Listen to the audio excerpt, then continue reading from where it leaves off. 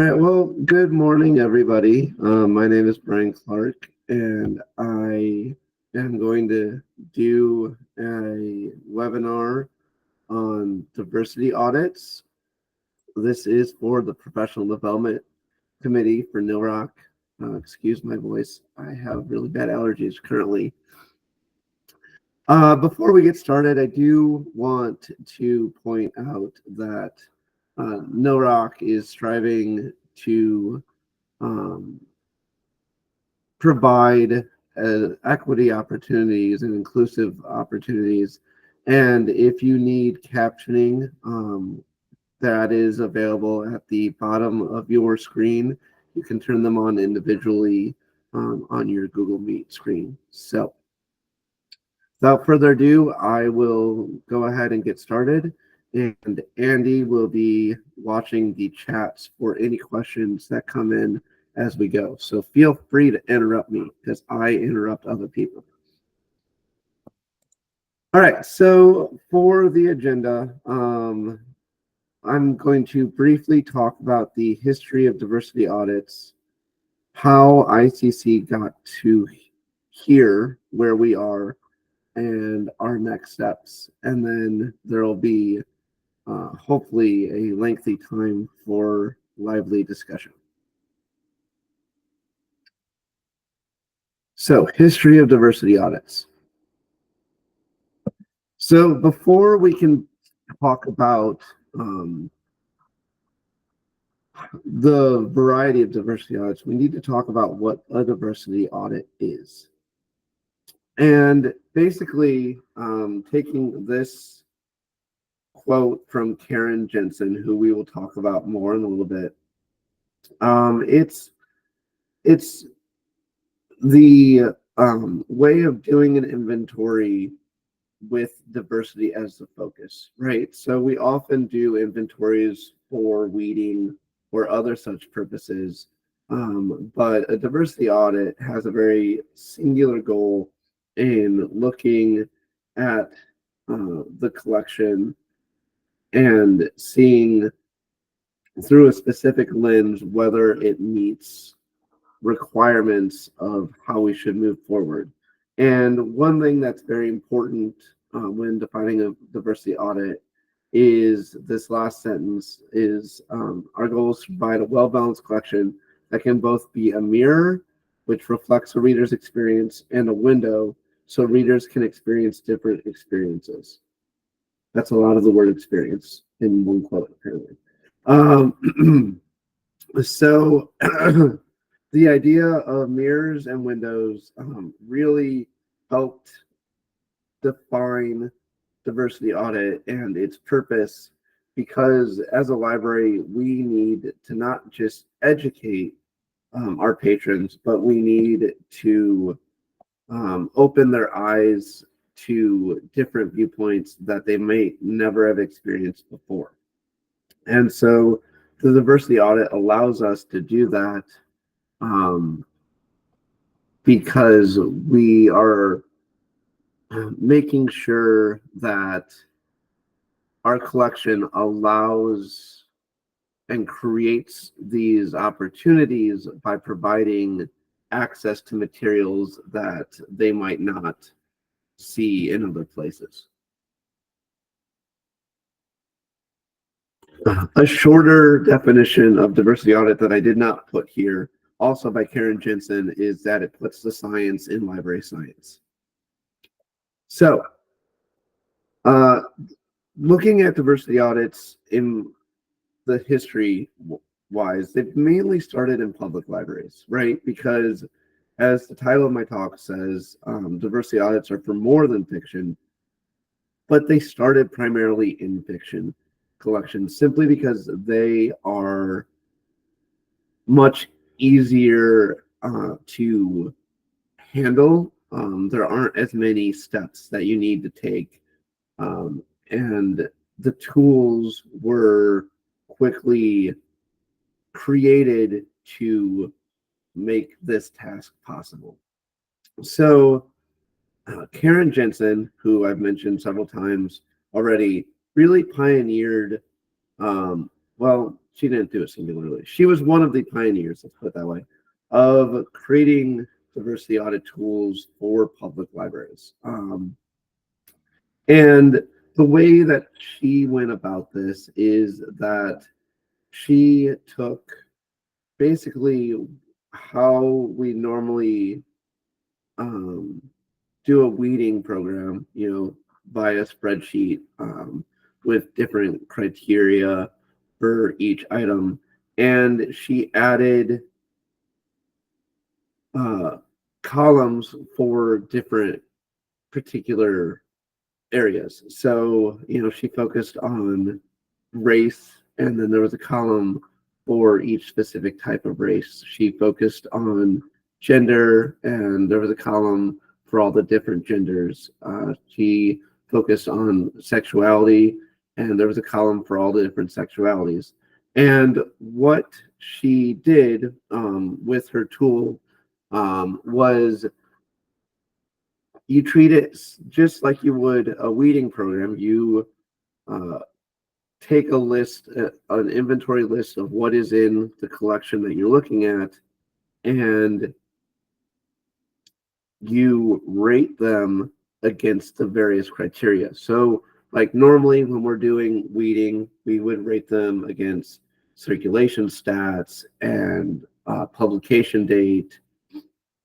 But for this, you would rate them against the extra criteria, right? So, you know, since we're generally looking at this stage at fiction books, um, you know, are the characters of a certain race, gender, or sexuality? And the goal of the diversity audit is that you have material from all of the categories, right?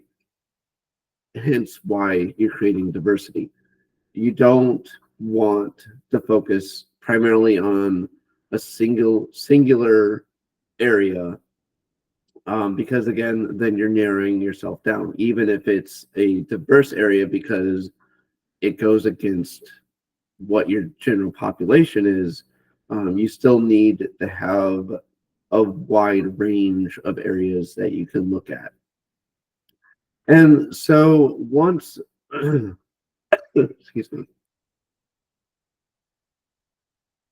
once these tools started being developed for public libraries, academic researchers started to try to develop them for large scale academic libraries. And the most well known tool of this was developed by Kawana Bright.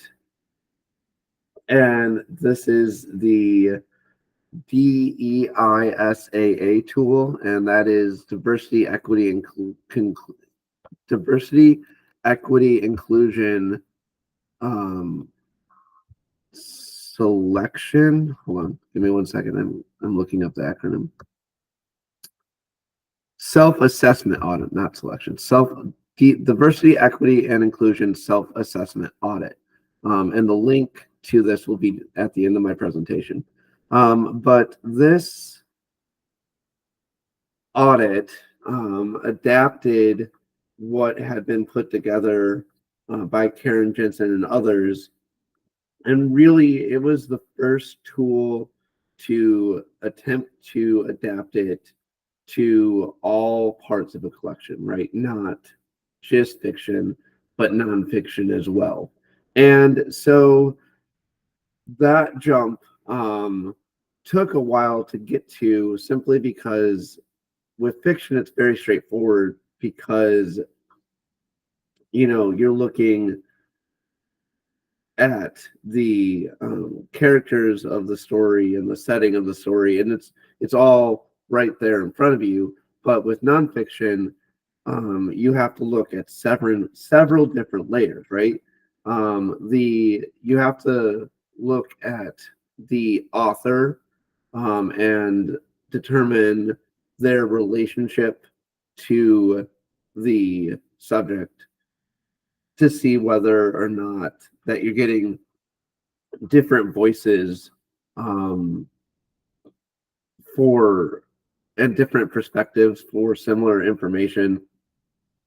You're going to need to make sure that you're looking at it from different sides of the same story, because history was written by the victors, but what about the sides of the story that weren't written by the victors? To take history for example. So the DEI tool really started to add these other more nuanced ideas and focused on what it takes to look at nonfiction outside and beyond what we did for the fiction collections. So it allows us to see our collections in multi dimensions in a way that we hadn't before, right? And so, what we find is that most of our history and social science collections were written by old dead white men.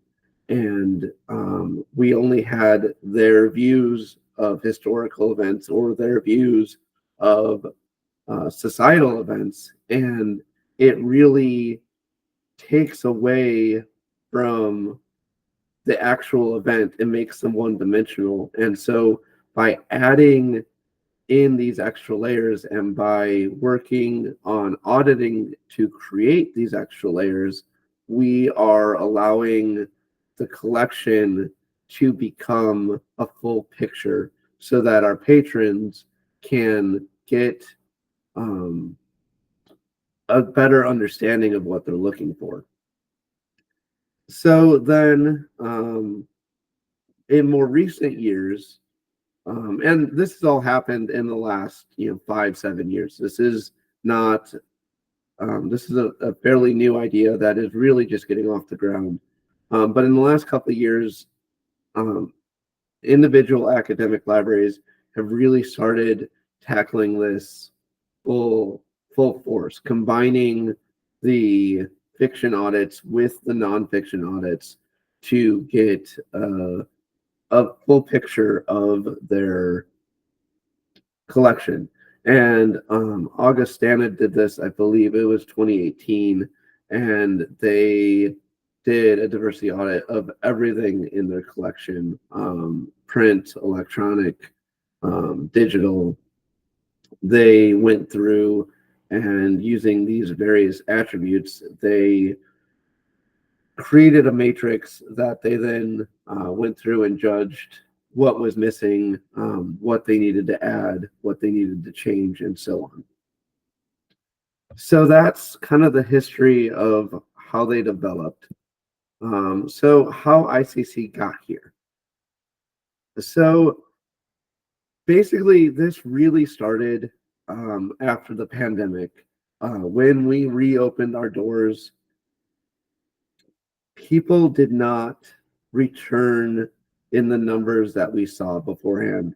And what it came down to was that the student population was either either the student population was different than it was before, or we were ignoring aspects of the student population before that we shouldn't have been. And so what ICC started to look into and started to research was how do we move away from a student-focused library to a person-focused library, right? So being an academic library, we were primarily focused on building our collection and our programming all around the curriculum, what the curriculum needed, what our faculty needed, to make the classes function for the students. And that was all well and good, but it ignored the fact that the students were people as well. And if there's one thing positive that came out of the pandemic, it was the fact that we recognized that mental health was a pressing need and that to ignore it was perilous to for the strength of your business or your library moving forward. And so what ICCs really strive to do is focus more on the mental health and the creating a sense of belonging for our students so that we are able to provide a safe space and allow our individual students to flourish so that they don't feel like they're just numbers to us, but that they are actual people.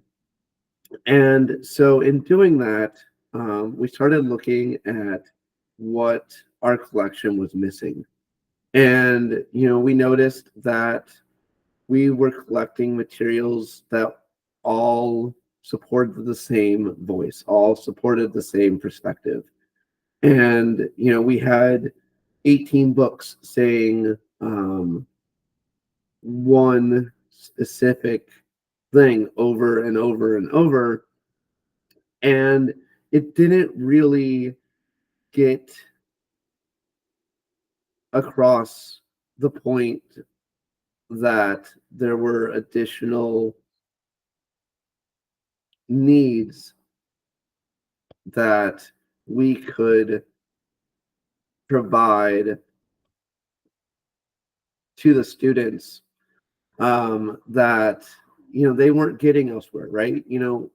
We have to remember that the students who come to our schools for the most part have not been um, have not experienced other voices other than the ones that they were raised with. And it's our job to make sure that they see the different aspects of an event or aspects of theory so that they can see that there are multiple sides to everything in life, and that they have the responsibility and the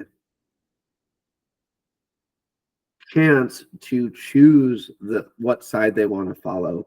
And by providing a diverse collection and a safe space, we're able to let them view these events, view these theories and ideas, and develop their mindset however they want. And so, when we start tackling the big topics, either within our collection or within our programming, we need to not only provide education, but show representation so that both sides or the multiple sides of a situation are expressed, because often there are more than two sides, right? It's not black and white. Nothing is as black and white as the world makes it out to be. And so showing that spectrum of beliefs and analysis really allows the students to thrive in a way that we weren't allowing them to by only focusing on the curriculum and not on what life was providing them. So next steps for ICC are going to be twofold. We're going to be looking at a diversity audit of our collections, but also a diversity audit of our programming, which is a new concept that I may or may not be pioneering. But starting with the collection, so we just started subscribing through our OCLC membership to a program called Choreo Insights. And what that does is it provides an analysis of your own print, electronic, or print and electronic collections, um, or it provides an analysis of your collection in relationship to one or multiple other collections. And you can do different types of audits. You can do a gap analysis. You can do an overlap analysis. You can do a distinct analysis to just see the different ways that your library's collection um, differs from those schools around you.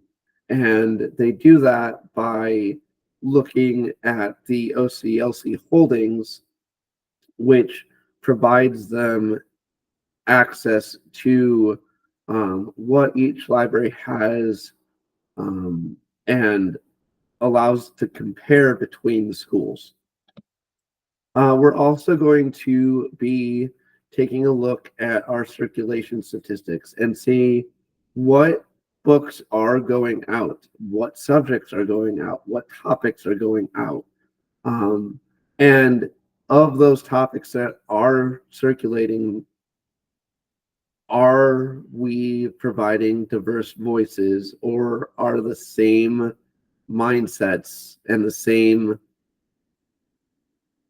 perspectives going out every single time? Are our students able to see different viewpoints based on what they're checking out? And then we're also going to be performing what this goes back to Karen Jensen. She calls them cart audits. And so before you make a collection development purchase, wherever you do, whatever vendor you use, take it, audit the cart before you purchase it. Look through, are you ordering books that will perpetuate the stereotypes that are already within your collection? Are there other um, books that are well regarded, but from a different voice or from a different perspective that you can choose instead?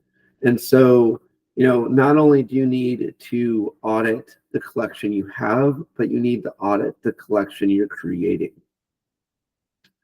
And then we're going to be looking at a diversity audit of programming. And this is a little different simply because diversity audits generally look and have been regarded as collection specific, but the idea of auditing in terms of diversity really can be universal, and you can apply it to different realms. And so what we're going to be doing is looking at our active and our passive programming and seeing, how are we handling those presentations and those opportunities from diverse aspects. And that's going to get into a whole different type of diversity, including neurodiversity and disability diversity, because we might not be providing access in the way we think we are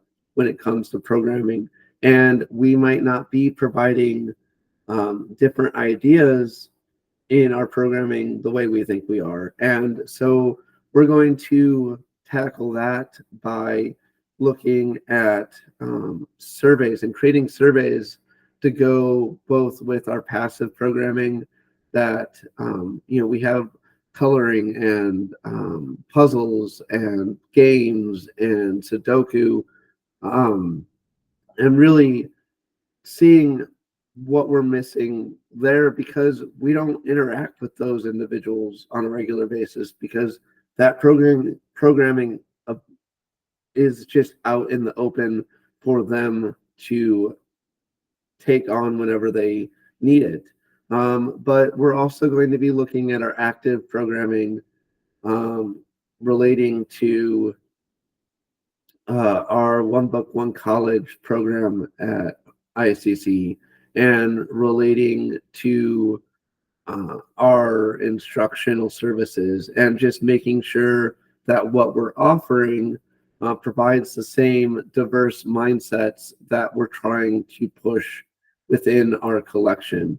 And we're going to really look at that and dive into that by creating focus groups, both of individuals who participate in our programming and then individuals who do not participate in our programming, so that we can see what it is that our students who interact with us might be gaining that students who don't interact with us might be missing, or if there are things that we should be doing that we're not, and we can find it out in that way compared to other ways.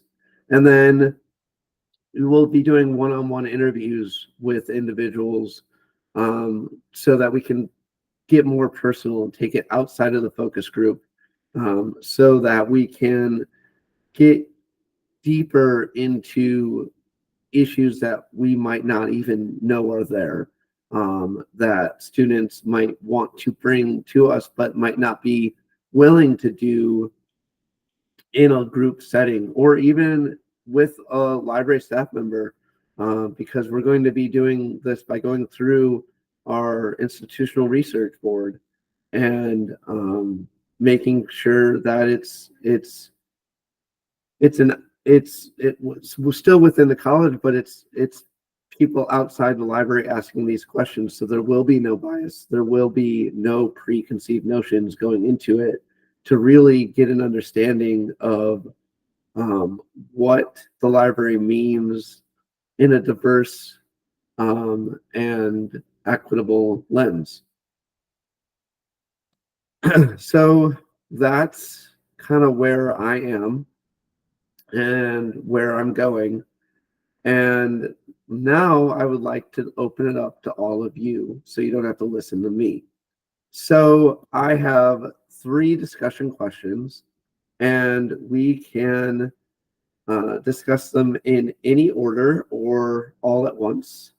Um, but feel free to raise your hand, put your thoughts in the chat, unmute. We just want to hear from you and hear both what your library is doing, how important is diversity to your institution, and in an ideal world, if there were no boundaries, what you wish you could change about the conversation.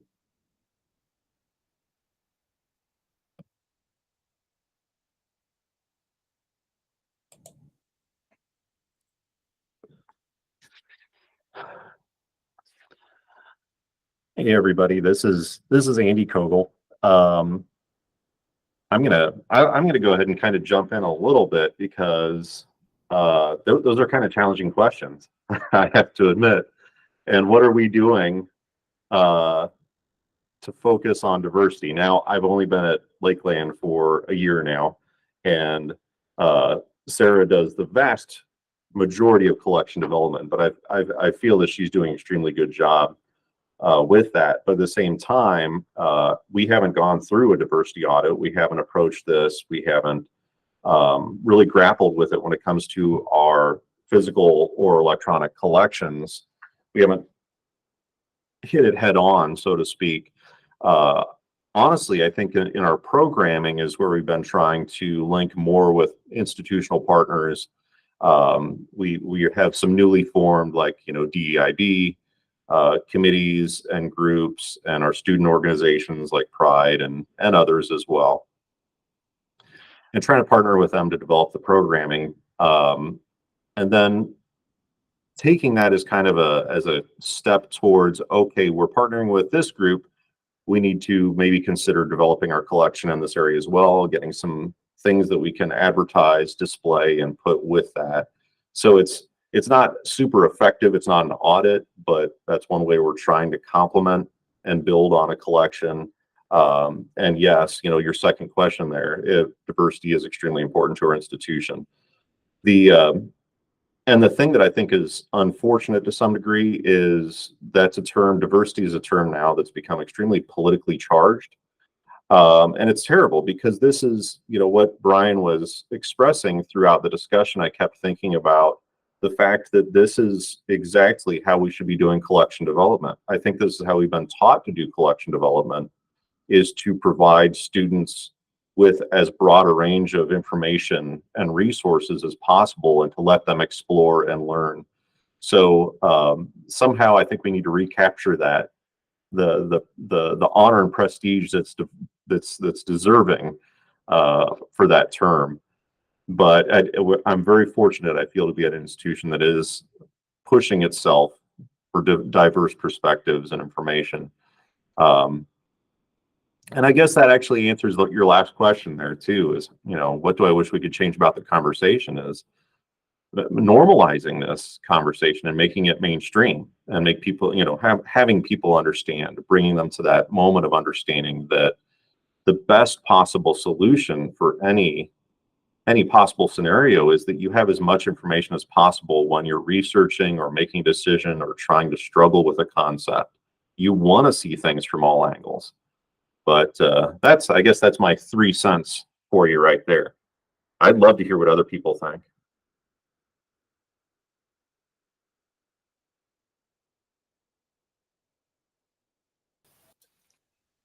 Bryan, it's Christine. I'm going to share because I have to leave to get to campus. So I was just typing this to you, but I'll just say it. So Harper's very focused on diversity, equity, and inclusivity. They do a lot of trainings, and we have a department dedicated to it. And in the library, I don't oversee the collection, so truthfully, it becomes one of those things about stepping on toes if you say to the collection librarian, like, hey, you should do diversity audit, right? Like, that's not where I'm going in my life. But when I select books for the library, and I do purchase for different collections, and I make sure that I'm mindful. One easy way, honestly, is cookbooks. I buy a lot of cookbooks, and they go like crazy. We do a display, and to just show, to represent different cultures, even via cooking, is a huge thing. So when I purchase, I am mindful of, diversity and equity. And with our programming, when I choose books for book discussions, when we do book displays, I've really, talked to my team about being mindful that like different views are being represented when they do a book display, right? Like, it's not just one, like romance and it's all straight white people, right? Like, so we try to be mindful even with book displays. I was at a session a few weeks ago, and this gentleman he called the DEIB, and I was like, have you guys heard of it? Yeah. And I thought that's what we're missing, right? At Harper, we're like DEI, DEI, and we're like, that's great, right? But at the end of the day, it's really about belonging. And so it doesn't matter, like, backgrounds and orientations and color and all that stuff. It's really about belonging. And I feel like we're missing that part. And Bryan, I'm glad you're saying that. Yeah, the B is for belonging, Valerie. And I kind of want to say to someone at Harper, like, hey, maybe we should add this in, because at the end of the day, that's really what it's about, is belonging. And people need to see themselves in our space, and they need to see themselves represented in our space. So, yeah, so that's kind of what we're doing. And I do wish that, so with regards to your third question, I do wish that we talked a little bit more about the belonging aspect of things, and not just like the DEI, because I do get a vibe from some students that they feel like, oh, you're doing this because of me, right? And now you're not helping the situation, right? Like, we're being so mindful of you that now we're highlighting you in a way that might be uncomfortable for you. So I think that the focus needs to be a little bit more on the belonging aspect, but I'll let Andrew or Bryan send a letter to our school, an anonymous letter. No, thank you for that, Really, Christine. I agree. Belonging is really where this conversation needs to move. Like, it's, the tool, it's still focusing on the diversity aspect, but the question is why? Why are you doing the diversity aspect? Why are you creating inclusive programs? And it's all about belonging. And the way I put it is, you're creating a safe space, right? If your institution, if your library is a safe space, then your students feel like they belong there. And by default, then the campus, right, Yeah, as a whole, they're exactly. going to feel more comfortable at the campus, which is important. So, Yep. I mean, I still think we need like the basic conversations because I'm still surprised, just being out and about. You're at a restaurant, you're at a store, just hearing the things that come out of people's mouths, and then I'm like, oh, that's why we're still having all these conversations, right? Like, there's still a large part of the population who just has not gotten the message. But again, we need to move forward. And to me, that forward is the belonging piece of it. So I agree. And I think I could be off base here, but I think one of the maybe advantages of the term belonging is either has yet to be corrupted and abused like the others have been, or it's just that much more of a challenge too, because everybody wants to belong. It's, that's a harder word to kind of co-opt and misconstrue. So I think it carries a little bit more power. And I think especially, we're in a relatively rural area, but we have a very diverse population in many aspects and regards.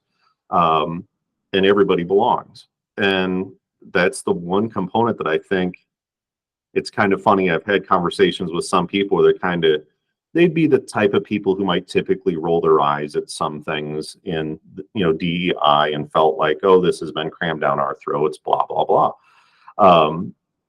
But when you throw the belonging aspect in, there's no argument. And it's kind of refreshing. It's kind of like, haha, there we go. Now we're getting to the crux of the conversation, exactly what Bryan was saying. So I've really appreciated seeing the term belonging added on. yeah. And I feel it carries a lot of meaning. I'm glad you mentioned that. Yeah, to your point too, I like saying that. You're right. Belonging's harder, right? And I feel like schools are so much about metrics and assessment. So with like DEI, they can probably say like, oh, we have done these things that are diverse. Check, check, check. We've done these things that make it equitable. Check, check, check. But when it comes to belonging, that's more of a feeling. And how do you measure that? And maybe that's why there is a little bit of hesitation. Like, truthfully, after I was in that session, I could not believe Harper had not latched on to that already, because they really are like, they latched on to everything very quickly. And I was like, oh, I've never heard this on campus before. Well, if I have my way, I'm starting a 2-year Carly Counts audit investigation, there's the word, on how to measure belonging in the library. So results may follow. I would love to hear about that. We're all going to hold you accountable to that. I might be insane by the end of it, but I'm looking forward to that, Bryan. That's cool. Yeah.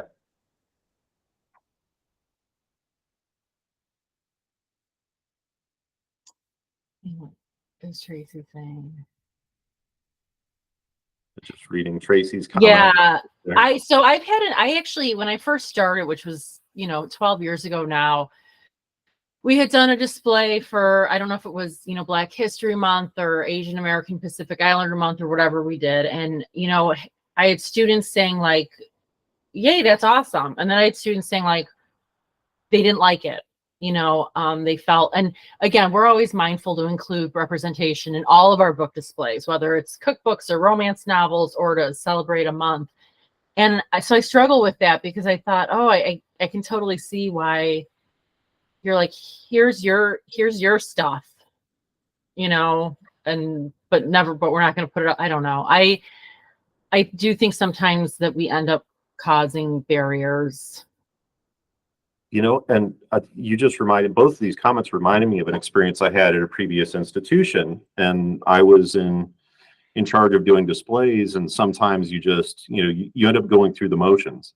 And I so appreciated, I had a student for our Black History Month display came in and provided feedback. And it's, and his comment was, I don't mean to complain, but every place I go, I see the exact same people. It's, it's almost standard now.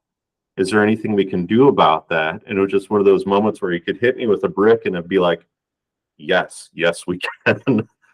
Thank you for calling us out on that. because, and I think that's the way some populations end up feeling is, okay, yep, there's our standard. Now there's Martin Luther King, there's, Rosa Parks, there's so-and-so, which is all great history to remember, but it goes so far beyond and into the present, which of course is much more of a challenge because of conflicting opinions and so on and so forth. But it was awesome. It was humbling at that moment to be like, oh, I'm really kind of put a half-hearted effort together on this one, and he's right. We got to do thanks better. for that feedback, because I feel like now that when you said that, I was like, oh my God, that kid goes into this library, that library, a bookstore. He goes to this restaurant. He goes over here, and he's seeing the same. You're right. It's like, so we're like, look at our awesome display, but that student might have seen the same exact people in like 12 different places that month, and you're right. He's like, yeah. Yep. The one really cool thing that happened for us was, again, this was at the same institution. We had Alpha Psi Lambda, Hispanic fraternity sorority organization, and when it came to Hispanic Heritage Month, I worked with them. I reached out to them and said, "Hey, I want to highlight some key figures. Will you select the people we're going to feature? Will you do the research? I've got the printing capabilities. We'll create the posters, but this is yours." And they loved it and they ate it up. And every year we mixed it up. They brought, some celebrities. They brought foundational, people and so on. So if there's any opportunity to partner with a student organization or student club, then wow, we could do the same thing with Pride or whoever, whatever the case might be. A couple years, this is Valerie, a couple years back, the Black Student Union, they reached out to me, and I started partnering with them on book displays, and it was fantastic. It was interesting, and it was a true partnership, and it was really eye-opening too. Like, what parts of the collection is being highlighted? What are some things missing from our collection that we should buy? Where are the gaping gaps in my knowledge? So yeah, I can't recommend that enough. And that wasn't even my doing. They approached me. It was great though. It continues to be great, I should say. That's awesome. And it's so important to get those other voices into the conversation. Other thoughts that we haven't heard, people we have not heard from, that haven't gotten a chance to participate? Yes. Hi, this is Kat. Hi. One thing that I've been thinking about a lot is trying to balance the, I guess, like diversity collection when we have both an e and a physical collection. Because I don't know about you, but like I have students who are either they're never going to pick up a physical book because they're going to wait till like a couple days before, they don't want to bother, they don't want to come to the library, or they're online students. But I also have students who do not, they're on their computer enough, they're like, I want a physical book. And so sometimes that's like we find the gap is like a student will come into us with this research question and it's like, oh, we realize, yeah, we've got 6, 7 ebooks that we've gotten through our consortiums, all this, but we have no physical books or no time, or the book we have is like 3 decades old and it's maybe not applicable for the student now. So yeah, I think that's what really working towards is trying to get that balance, because especially having 2 campuses that are 55 minutes apart, what's great about e-resources is then that works for both campuses immediately. They don't have to like wait the couple days for it to get to the other campus. But it's still trying to find that balance to make sure each campus has a good selection, broad selection, as well as that online component. And like, again, I don't have any answers yet, but trying to figure out a way to kind of balance that and make sure we have not just diverse holdings, but also diversity within those 2 types of holdings and locationally. Yeah, that's not something that I have even begun tackling yet because my position is strictly over the physical collection. At ICC, we break it up, physical collection and digital collection. and there's different librarians for each. And my focus is right now only on physical, but it needs to expand. We need to audit everything and not just one side of it. Yeah, so like a big thing, like just for how we do it at our institution at Blackhawk, we have it split up. We each have departments that we cover, and then we cover that department for physical and e-resources. So that's how but then we also do it by campus. So like I'm doing most of the collection development for my campus. So while my focus is on my departments, I also do everything because I want to make sure there's a good breadth of knowledge and information at my campus in general. And then also Ashton, my boss, she also does collection development for this campus. And sometimes we will, like, if I see something, I'm like, oh, this is something, maybe you didn't see this. This would be great for this program that's housed at the other campus. So maybe you want to pick that up. We'll do it. But it's just like a little different. And okay, also I have to go on my soapbox briefly. It really annoys me sometimes when I see a resource where I'm like, oh my goodness, this would be a great e-resource to have. The physical resource costs $30. The online one costs $125. Mhm. And it's like, okay. So then sometimes it's the pricing that gets me of like what I want to offer in the collection. I can't justify to spend money on it because I could get 6 physical books for the cost of this one e-resource. So How far apart are your campuses?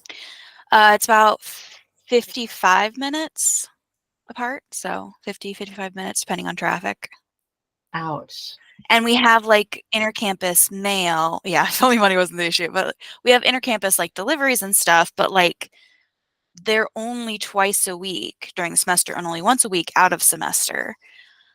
And like if it's an emergency, we can probably get somebody who's going between campuses to take it to one campus or the other, but it's like, yeah. So if we have something physical at the other campus that a student needs, like, oh, I need this for tomorrow, it's like, well, I can't get that for you. There's no way for me to facilitate that reasonably. So, yeah.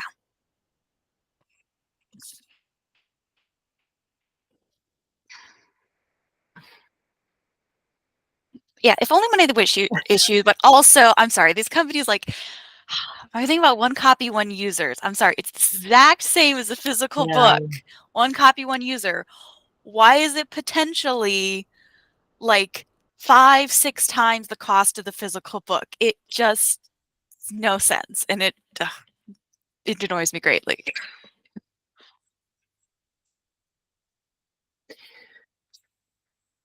Are there public libraries in between the two locations that would be? Yes, we have also like for us, I mean, we do this in general too. Sometimes if it's just that, hey, yeah, we have it at the other campus, we have it online, or you need a physical, or you need a different format. I am very open to like refer to like the local libraries of being like, hey, we don't have this thing. They might. Like we can check online on their catalog, or you can go in if you're going by, like they might have this thing. This comes up a lot too, sometimes with books that are used in classes. We have several classes that do like extra credit, like assignments, like, oh, read this book, do a report on it, and get extra credit. We have some of them, but we only have like maybe one copy of each of these books. So like it's checked out already. So it's like, well, we have a copy, but it's just not available. So we refer them on. But yeah. This is just a side note. Do you guys buy, like, do you ever buy used on Amazon? We will if it's something that we believe we need and we can't get it any other method. We haven't typically. I think the only time we've done that maybe is if we were getting a replacement copy for something. But normally, no.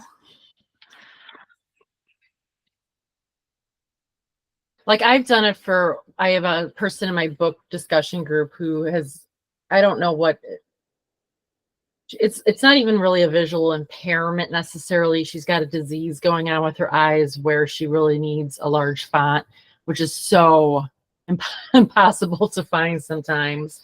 And oftentimes I only find them like on Amazon, through like a used book vendor, because it's like an ex-library edition or something like that. But I'm thinking like for the person who's giving extra credit, if they're like, hey, everyone, read, The House of Seven Gables, I'd be like, can you provide 12 copies? Like, because some of that older stuff you can get from like half price or wherever for like a few dollars, and then you'd have enough copies for everyone. But I know there's all sorts of issues with, who we buy from and what state or country they're in. And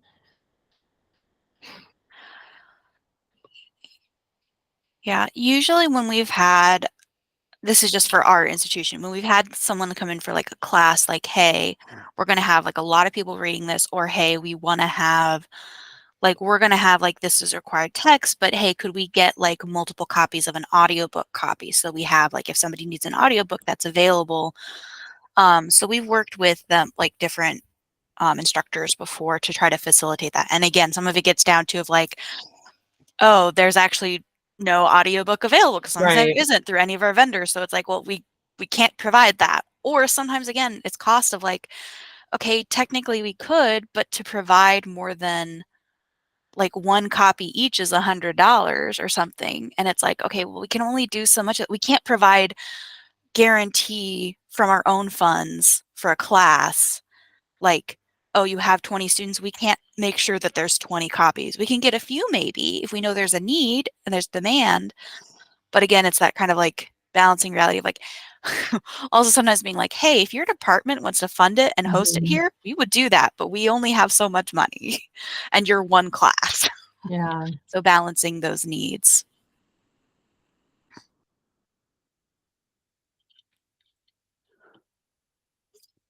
Well, thank you all for this discussion and for coming to my presentation. I do want to be mindful of time, and it is 10:54. So I am going to show my references. They are not formatted. I didn't have the time, and I wanted to own that. So the presentation will be available with the recording when it goes out on the listserv. But if you have any questions on the topic, feel free to contact me.